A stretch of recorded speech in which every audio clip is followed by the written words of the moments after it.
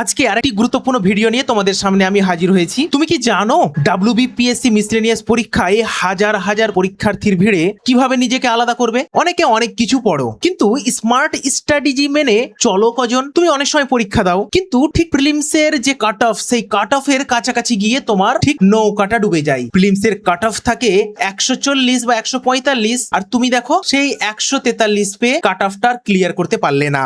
আজকের এই ভিডিওতে আমি ঠিক এমনই কিছু স্ট্র্যাটেজির কথা বলবো যে স্ট্র্যাটেজিটা তোমাকে এই প্রিলিমসটা পাস করতে সাহায্য করবে, তোমার প্রস্তুতির মোড় ঘুরিয়ে দেবে। তবে হ্যাঁ, এই স্ট্র্যাটেজিটা পেতে বা প্রিলিমস পাস করার জন্য তোমাকে ভিডিওটা শেষ পর্যন্ত দেখতে হবে, তাহলেই তুমি উপকৃত হবে। আরেকটা জিনিস, এই চ্যানেলে যারা একদম নতুন তারা চ্যানেলটিকে সাবস্ক্রাইব করো, বন্ধুদের মাঝে শেয়ার করে দাও। এরকম ভিডিও তোমরা আগামীতে আরো পাবে। চলো তাহলে শুরু করা যাক। দেখো, এখন বর্তমানে কাট অফ প্রায় আকাশ ছোঁয়া। তুমি যদি গত বছর দেখো তাহলে সেখানে কাট অফ গেছিল জেনারেলে 145। সবাই প্রিলিমস পরীক্ষা দেওয়ার পরে বা রেজাল্ট বেরোনোর পরে হাহুতাশ করছিল আমার কাছে। সময়ও প্রায় কম, যদি আমি ধরি তাহলে মেরিকেটে হয়তো 90 দিন আর আছে। এই 90 দিনের মধ্যে তোমাকে প্রস্তুতি নিতে হবে। প্রশ্নটা হলো, এই যে সিলেবাসের সমুদ্রে তুমি কি হারিয়ে যাবে? এত সিলেবাস কি করবে? না স্যার, এই সিলেবাসের সমুদ্রে না হারিয়ে তোমাকে বাঁচতে হবে। তোমাকে একটা স্ট্র্যাটেজি তৈরি করতে হবে, কোন কোনগুলো পড়বে আর কোন কোনগুলো ছাড়বে। আর এই ভিডিওতে আমরা সেটাই আলোচনা করেছি। চলো তাহলে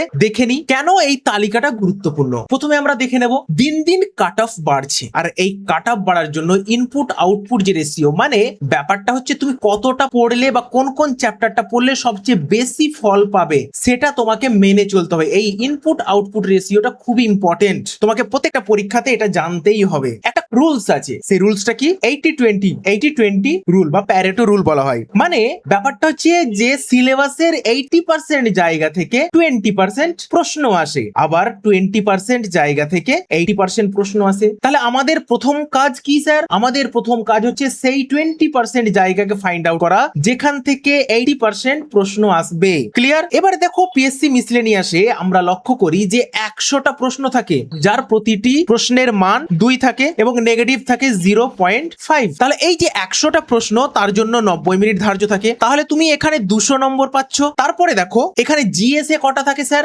জিএসএ থাকে 75% এবং অঙ্ক বা অ্যারিথমেটিক সেখানে 25টা প্রশ্ন থাকে বা 25% থাকে। তাহলে জেনারেল স্টাডিজ এবং এই যে পাটিগণিতের যে নম্বর বিভাজন, মানে জিএসএ থেকে 150 আর অঙ্কে থেকে 50।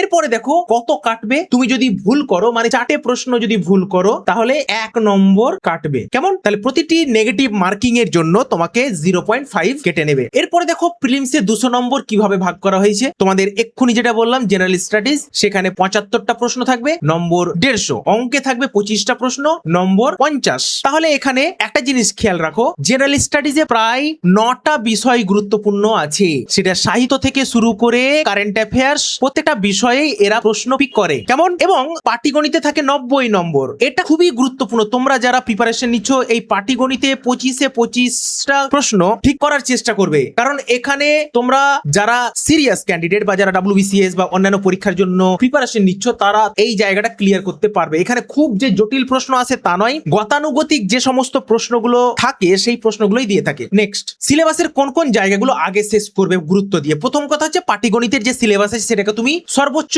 সময় দিয়ে সবার আগে তুমি পাটিগণিতের সিলেবাসটা শেষ করবে। তারপরে সাহিত্য সংস্কৃতি, এখান থেকে প্রচুর প্রশ্ন আসে, এটা শেষ করবে। তারপরে খেলাধুলা ও পুরস্কার, স্ট্যাটিক জিকে, এখান থেকে প্রশ্ন করবে। তারপরে সাধারণ স্ট্যাটিক জিকে, এটাও গুরুত্বপূর্ণ। তারপরে দেখো সায়েন্স থেকে মেনলি আসে রসায়ন, জীববিদ্যা আর পদার্থবিদ্যা। তবে এই রসায়ন ও জীববিদ্যার যে ব্যবহারিক প্রয়োগ সেটা বেশি আসে। এরপরে দেখো আধুনিক ইতিহাস, মেনলি ধরো আমাদের ইতিহাস থেকে দিলে এই যে ডাব্লিউবিপিএসসি যে যদি প্রিভিয়াস ট্রেন্ডস দেখি, তাহলে সেখানে আইএনএম থেকে বা মডার্ন হিস্ট্রি থেকে সবচেয়ে বেশি প্রশ্ন এসেছে। ভূগোল থেকে ওরা পশ্চিমবঙ্গের ভূগোল থেকে প্রশ্ন দেয় বেশিরভাগ। তারপরে দেখো সাম্প্রতিক ঘটনাবলী, মানে কারেন্ট অ্যাফেয়ার্স থেকেও প্রশ্ন দেয় এবং পিওইকিউ তোমরা অনুশীলন করবে। এইভাবে তোমরা প্রায় এই যে 9টা জায়গা আছে, এই 9টা জায়গায় খুব ভালোভাবে আগে শেষ করবে গুরুত্ব অনুযায়ী। তারপরে পিওইকিউ তো অনুশীলন করতে হবে। এবার বলবে স্যার পিওইকিউ কোথায় পাবো? দেখো, পিওইকিউ পাওয়ার জন্য আমাদের যে ওয়েবসাইট আছে www.sscwb.com, এখানে দেখবে একটা সেকশন আছে স্মার্ট টেস্ট। সেই স্মার্ট টেস্টে গিয়ে তোমরা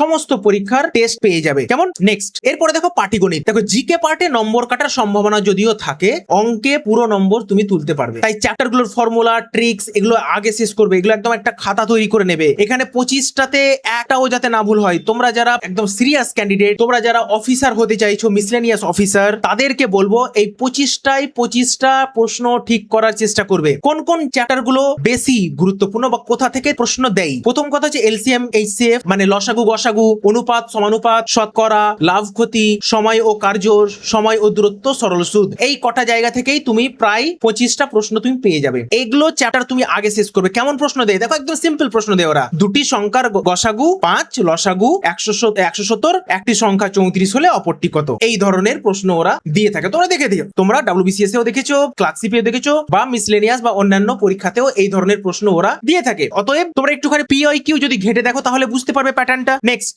শিল্প সাহিত্য সংস্কৃতি, মানে আর্ট লিটারেচার এবং কালচার, কেমন ধরনের প্রশ্ন দেয়। এখানে দেখো মুখস্থ করে, মানে মুখস্থ করার জায়গা যে কোনো স্ট্যাটিক জিকের বই ধরবে, সেটা লুসেন্ট জিকে হোক বা অন্যান্য জিকে হোক, সেই জায়গা গুলো মুখস্থ করে ফেলবে। যেমন ধরো কাল্পনিক চরিত্র, ফেলুদা, ব্যোমকেশ, ঘনাদা, এই ধরনের চরিত্র কে সৃষ্টি করেছে বা কোন মানে সৃষ্টিকর্তার নাম দেবে তোমাকে চাইবে। সাহিত্যিকদের ছদ্মনাম, ধরো পরশুরাম কার ছদ্মনাম, রাজশেখর বসু, ঠিক আছে, এই ধরনের ছদ্মনাম তোমাদের দেবে। বা বলবে অনিলা দেবী কার ছদ্মনাম, কেমন। তারপরে ধ্রুপদী বা লোক নৃত্য, মানে ধরো ক্লাসিক্যাল ড্যান্স যেগুলো রয়েছে সেগুলো। হয়তো বললো তোমাকে যে কুচিপুডি কোথাকার নৃত্য, বা হয়তো বললো যে ভারতনাট্যম কোথাকার নৃত্য, ইত্যাদি তোমাকে দিতে পারে। রাজ্যের বিভিন্ন উৎসব দিতে পারে যে হয়তো বৈশাখী কোন রাজ্যের উৎসব ইত্যাদি, বা হয়তো বললো যে নবান্ন কোন রাজ্যের উৎসব দিতে পারে। এরপরে ধরো বাদ্যযন্ত্র, শিল্প ইত্যাদি থেকে দিতে দেয়। কেমন প্রশ্ন দেয়, হয়তো ফেলুদা চরিত্রের সৃষ্টিকর্তা কে দিয়ে দিল, তখন কি সত্যজিৎ রায়, এই ধরনের তোমাকে চাইবে।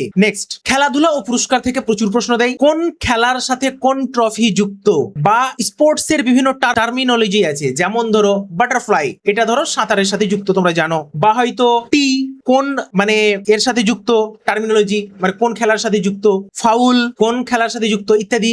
এবং বিভিন্ন রেকর্ড যে করেছে ধরো, ঠিক আছে, কনিষ্ঠতম কে, বা সবচেয়ে দ্রুততম 1000 রান করেছে কে, ইত্যাদি রেকর্ড, এই সমস্ত জানতে চাই। কেমন, এগুলো রেডি রাখবে। যেমন ডুরান্ড কাপ, আগা কাপ, সন্তোষ ট্রফি, এই বিভিন্ন ধরনের ট্রফি দেয়। স্পোর্টস টার্মিনোলজি দেবে। অলিম্পিকের যে বিভিন্ন রেকর্ড সেগুলো মুখস্থ করবে। নোবেল, অস্কার, জ্ঞানপীঠ ইত্যাদি তোমরা আগে তৈরি করে নেবে।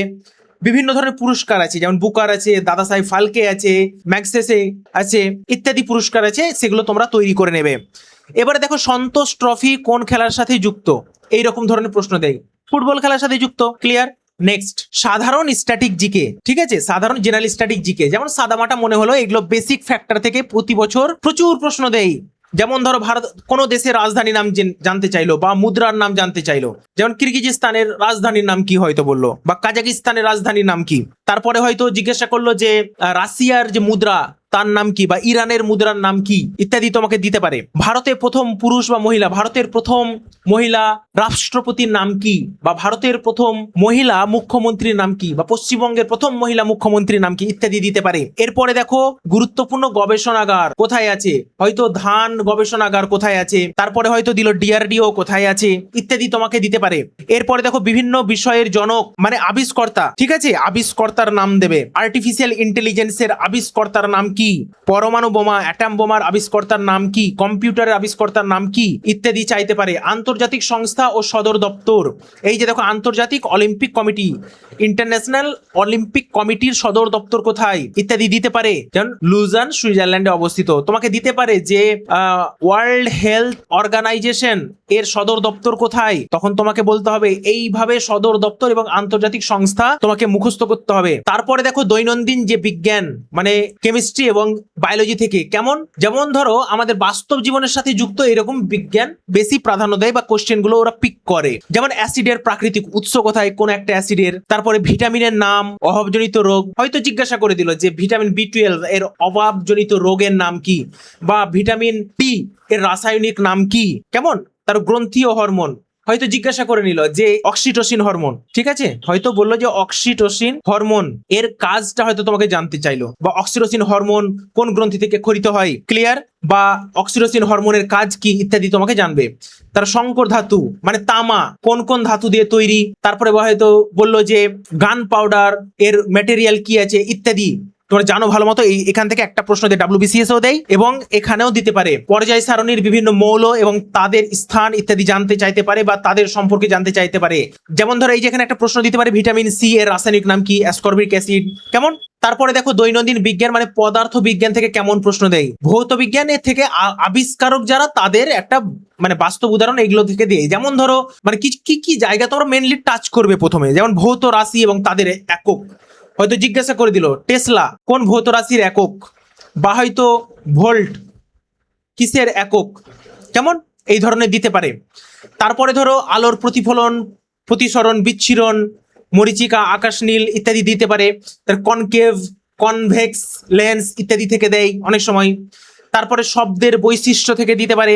তারপরে ধরো বৈজ্ঞানিক যন্ত্রপাতি এবং আবিষ্কারকের নাম জিজ্ঞাসা করতে পারে তোমাকে। এই যে দেখো এরকম প্রশ্ন দেয়, আকাশ নীল দেখার মূল কারণ কি, আলোর প্রতিফলন, আলোর প্রতিসরণ, আলোর ব্যতিচার নাকি আলোর বিচ্ছুরণ।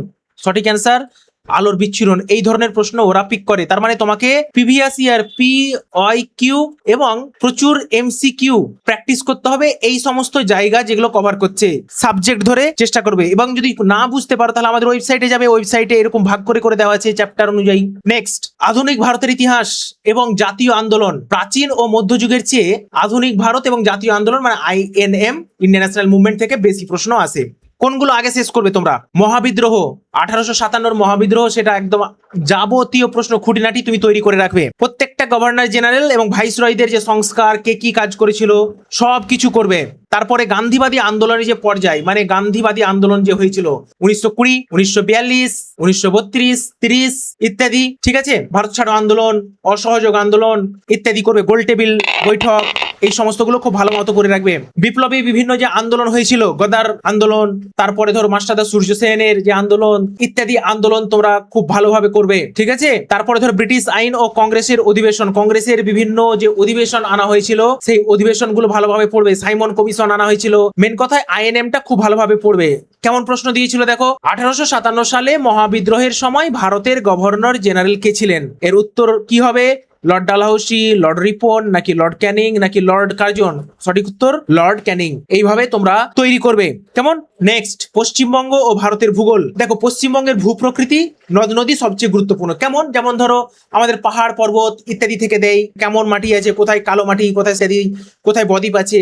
নদ নদী দেয়, হয়তো মহানদী কোন জেলার উপর দিয়ে গেছে ইত্যাদি তোমাদের দেয়। এবং এর সাথে কি দেয়? ভারতের যে বিভিন্ন সম্পদ আছে এবং সেন্সাসের তথ্য, মানে 2011-তে যে সেন্সাস হয়েছিল সেই সেন্সাসটা খুবই গুরুত্বপূর্ণ। তোমরা কি কি আগে শেষ করবে যাতে করে তোমাদের এই 20% জায়গাটা তুমি হচ্ছে এই চার্টে। কেমন? তাহলে পশ্চিমবঙ্গের ভূপ্রকৃতি ও নদ নদী আগে শেষ করবে, MCQ করবে, PYQ দেখবে। খনিজ ও ভারত মানে খনিজ ও শক্তি সম্পদ যেগুলো আছে ভারতের এবং আমাদের ওয়েস্ট বেঙ্গলে সেগুলো MCQ করবে পড়ার পরে। কেমন? তারপরে দেখো জাতীয় উদ্যান এবং অভয়ারণ্য, এটা খুব ইম্পর্টেন্ট, এটা দেই প্রিভিয়াস ইয়ারে কোশ্চেন তোমাদের দিয়েছে, তোমরা জানো। এরপর দেখো বহুমুখী নদী পরিকল্পনা, যেমন ফারাক্কা ব্যারেজ কিসের জন্য জানতে চাইবে তোমাকে। এছাড়া ধরো সেন্সাস 2011 বিভিন্ন যে ডেটা তুমি তৈরি করে রাখবে। মানে ধরো ওয়েস্ট বেঙ্গলে কত % নারী শিক্ষিত, লিটারেট, এটা হয়তো তোমাকে জানতে চাইতে পারে, সেটা জেনে রাখবে। কেমন প্রশ্ন দেয়, সুন্দরবন কোন নদীর বদ্বীপ অঞ্চলে গঠিত? এটা কি উত্তর হবে? গঙ্গা, ব্রহ্মপুত্র। নেক্সট, এরপরে কারেন্ট অ্যাফেয়ার্স থেকে কোনগুলো করবে? দেখো গত 10 থেকে 11 মাসের গুরুত্বপূর্ণ ঘটনা, নিয়োগ, সরকারি প্রকল্প ও চর্চিত বিষয় নিয়মিত রিভিশন করতে হবে তোমাকে। এবার বলে স্যার কোথায় কারেন্ট অ্যাফেয়ার্স পাবো, যদি একটা সোর্স বলে দেন। তোমরা আমাদের ওয়েবসাইটে যাবে www.sscwb.com। সেখানে তোমরা যদি বলো স্যার PDF চাই, তাহলে কারেন্ট অ্যাফেয়ার্স সেকশনে যাবে, সেখানে দেখবে যে কারেন্ট অ্যাফেয়ার্স এর PDF গুলো দেওয়া আছে। প্রত্যেকটা মানে ইয়ারের দেওয়া, প্রত্যেকটা মাসের দেওয়া নেই, তবে বেশিরভাগ মাসের দেওয়া আছে। এবার তুমি যদি জানুয়ারি থেকে পেতে চাও, প্রত্যেকটা কারেন্ট অ্যাফেয়ার্স এর প্র্যাকটিস করতে চাও, তাহলে তুমি এই স্মার্ট টেস্টে যাবে। সেই স্মার্ট টেস্ট সেকশনে কি আছে স্যার? সেখানে আছে ডেইলি কারেন্ট অ্যাফেয়ার্স আর মান্থলি কারেন্ট অ্যাফেয়ার্স। সে ডেইলি আর মান্থলিতে গিয়ে তুমি টেস্ট দিতে পারবে, এবং টেস্ট দেওয়া হয়ে গেলে তুমি সেখানে দেখবে যে জেনারেট সার্টিফিকেট বলে একটা জায়গা আছে, উপরে তোমার ফোনের উপরে লেখা থাকবে জেনারেট সার্টিফিকেট। সেই সার্টিফিকেটটা তুমি যদি জেনারেট করো, তাহলে তোমার পুরো পিডিএফটা মানে তুমি যে পরীক্ষা দিলে সেই পরীক্ষার পিডিএফটা পুরোটাই পেয়ে যাবে। তুমি সেটা ডাউনলোড করে রেখে দিতে পারো, প্রিন্ট আউট করতে পারো, তোমার ইচ্ছে। কেমন? এবারে তুমি কোন কোন জায়গাগুলো করবে? দেখো জাতীয় ও আন্তর্জাতিক ঘটনাগুলো তুমি করবে। গুরুত্ব গুরুত্বপূর্ণ পদে অ্যাপয়েন্টমেন্টস মানে অ্যাপয়েন্টমেন্ট তুমি করবে, সরকারি ও সামাজিক কোনো প্রকল্প যেমন অন্নপূর্ণা ভান্ডার ইত্যাদি। তারপর সাম্প্রতিক কোনো বই বা লেখক, এখান থেকে দেয় প্রশ্ন, এটা একদম অস্বীকার করব না, এখান থেকে দেয় কোনো লেখকের বই, ঠিক আছে, দিতে পারে। হয়তো উইংস অফ ফায়ার কার লেখা, এপিজে আব্দুল কালামের লেখা উইংস অফ ফায়ার, তো এইভাবে দেয়। যেমন প্রশ্ন দেবে তোমাকে বর্তমানে ভারতের রাষ্ট্রপতি কে, তাহলে দ্রৌপদী মুর্মু ইত্যাদি। নেক্সট, এরপরে দেখো এখানে তুমি কি করবে। এরপরে তোমার যেটা কাজ সেটা হচ্ছে বিগত 10 বছরের প্রশ্নপত্র বের করা এবং ভালোভাবে সেটা অ্যানালাইসিস করা। তুমি যদি না পাও, বাজারে যদি কোনো বই থাকে সেই বইটা তুমি কিনে নাও এখন, কারণ দেখো একটা বই 300 টাকা থেকে 300 টাকা দিয়ে হয়তো কিনলে সেটা যদি তুমি চাকরি পেয়ে যাও তাহলে প্রচুর 300 টাকা তুমি কামাতে পারবে। তাহলে একটু কষ্ট করে এই 300 টাকাটা জোগাড় করবে, বিড়ি সিগারেট খাওয়া ছেড়ে দাও, 300 টাকা দিয়ে একটা বই কেনো, বই কিনে প্র্যাকটিস করো, কেমন? তাহলে প্রশ্নের প্যাটার্ন বুঝতে পারবে, সমাধান পেয়ে যাবে এবং নিজের দুর্বলতাটা বুঝতে পারবে কোথায় দুর্বল তুমি আছো। নেক্সট দেখো, একটা জিনিস বলবো তোমাদের এখানে যে দেখো, লড়াই যেহেতু তোমরা দেখেছো এই লাস্ট বার যে পরীক্ষাটা হয়েছে সেখানে কাট অফ গেছিল 145, তাহলে তোমার টার্গেট হবে 145। তবে এই টার্গেটটা তুমি করে রাখলে 145 প্লাস, কিন্তু দেখা গেল প্রশ্নপত্র অনেক টাফ হয়েছে, তখন ডাব্লিউবিসিএস এর মতো হতেই পারে যে অনেক টাফ করে দিয়েছে আগের বছরের তুলনায় প্রশ্ন, তখন দেখা গেল কাট অফ 100 চলে এসছে বা 109 বা 110 চলে এসছে কাট অফ। তো তুমি কাট অফটা তোমার টার্গেট থাকবে, কিন্তু একদম তুমি যে এটাই অপটিমাম এটা কখনো ভাবতে যাবে না, কেমন? তাই তুমি কি করবে, এই যে টার্গেটটা পূরণ করার জন্য গড় পড়তা সব চ্যাপ্টার গুলো পড়তে যাবে না, মানে তুমি সব চ্যাপ্টার গুলো একটু আধা ছোঁয়া, মানে এটা পড়লাম ওটা পড়লাম একটু করে, কিছুই মনে নেই, এইভাবে পড়লে হবে না। আমি যে সমস্ত চ্যাপ্টার গুলো বললাম আগে শেষ করার জন্য, সেগুলো আগে শেষ করো নিখুঁত ভাবে। এগুলো পিএসসির ট্রেন্ড অনুযায়ী তৈরি করা হয়েছে, মানে কোথা থেকে প্রশ্ন দেয়, তাহলে সেই 20% জায়গাটা আগে শেষ করো, তারপরে তুমি বাকি 80% জায়গাটা কি করবে, দেখবে। এই জায়গাটা ফার্স্ট প্রায়োরিটি, তোমার 20% জায়গা যেগুলো আমি এখন আলোচনা করলাম, তারপরে তুমি 80% শেষ করবে, কেমন? এবারে আমি শেষ মুহূর্তে আমি তোমাদের বলি যে তোমার পাটিগণিত হয়েছে কিনা একবার দেখে নিলে, তুমি খেলাধুলা এবং পুরস্কার এটা সম্পর্কে তোমার একটা নোটস আছে কিনা দেখে নিলে, তোমার রসায়নে যে সমস্ত জিনিস বললাম সেগুলো আছে কিনা দেখে নিলে, Indian history and Indian national movement দেখে নিলে, কারেন্ট অ্যাফেয়ার্স যে সমস্ত জায়গায় কভার করতে বললাম সেগুলো করলে কিনা একবার দেখে নিলে, শিল্প সাহিত্য সংস্কৃতি দেখে নিলে, স্ট্যাটিক জিকে দেখে নিলে, পদার্থবিদ্যা ঠিকঠাক হয়েছে কিনা দেখে নিলে, তারপরে তুমি পশ্চিমবঙ্গের ভূগোল ও ভারতের ভূগোল তুই করেছো কিনা, তারপরে তুমি 10 বছরের প্রশ্নপত্র, তুমি 10 বছরে কত 1000টা প্রশ্ন পাবে, তাই না? 10 বছরে 1000টা প্রশ্ন পাবে, এই 1000টা প্রশ্ন তুমি 1000টা প্রশ্নই মুখস্থ হয়েছে কিনা বা 1000টা প্রশ্ন তোমার মানে আয়ত্তে এসছে কিনা এটা দেখবে। তাহলে এই কটা জায়গা তোমার ক্লিয়ার হয়েছে কিনা সর্বপ্রথম তোমাকে সিকিউর করতে হবে এবং তোমার খাতায় লিখে রাখবে এবং টিক মারবে। যদি না হয়ে থাকে তাহলে আজ থেকেই শুরু করে দাও। আর তোমাদের বলি, এই ভিডিওটা নিশ্চয়ই তোমাদের ভালো লেগেছে এবং এই স্ট্র্যাটেজিগুলো তোমরা যদি মেনে চলো তাহলে তোমাদের প্রস্তুতি একটা অন্য লেভেলে চলে যাবে, কিন্তু তুমি আগের থেকে অনেক কনফিডেন্ট ফিল করবে। আর তোমরা মানে তোমার কোন বিষয়ের বা কোন বিশেষ জায়গা তুমি বুঝতে পারছো না বা কোনো বিশেষ জায়গা তোমার অসুবিধা হচ্ছে বা তুমি চাইছো যে আমার কাছ থেকে জানতে, তাহলে কমেন্টে লিখে দিও, আমি তোমার কমেন্টের উত্তর দেবো। এবং কোন টিপসটা তোমার সবচেয়ে বেশি ভালো লাগলো সেটা অবশ্যই বলবে, এবং ভবিষ্যতে আরো এরকম টিপস বা এরকম স্ট্র্যাটেজি পেতে আমাদের চ্যানেলটাকে সাবস্ক্রাইব করো আর বন্ধুদের মাঝে শেয়ার করে দাও। আর ভিডিওটা ভালো লাগলে অবশ্যই তুমি কি করবে, লাইক করে দিও, কেমন? তাহলে আজকে এই পর্যন্তই, দেখা হচ্ছে পরবর্তী ভিডিওতে।